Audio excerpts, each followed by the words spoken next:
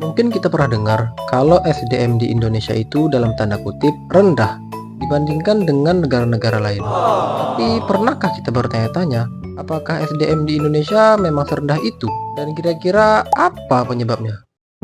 Oke, sebelum itu kita bahas dulu, apa itu SDM?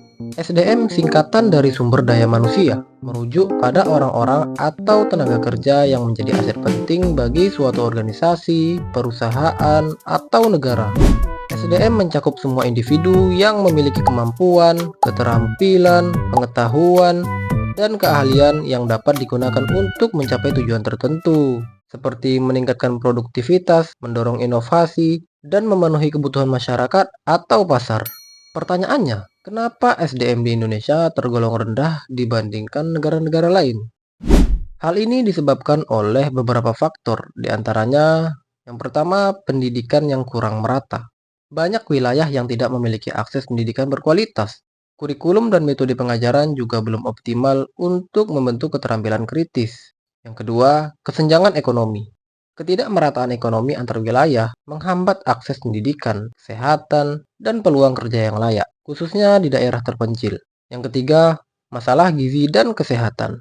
Masalah stunting dan kurang gizi berdampak pada perkembangan fisik dan mental anak-anak yang berpengaruh pada kualitas SDM jangka panjang. Yang keempat, minimnya pelatihan keterampilan.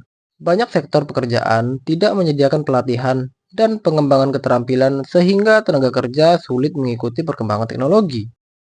Yang kelima, produktivitas rendah. Produktivitas SDM di Indonesia lebih rendah dibandingkan negara lain di ASEAN. Ini diakibatkan dari rendahnya pemanfaatan teknologi dan budaya kerja. Oke, pertanyaan terakhir, bagaimana agar SDM di Indonesia bisa lebih berkembang? Untuk mengembangkan SDM di Indonesia, fokus meningkatkan kualitas pendidikan dan pelatihan.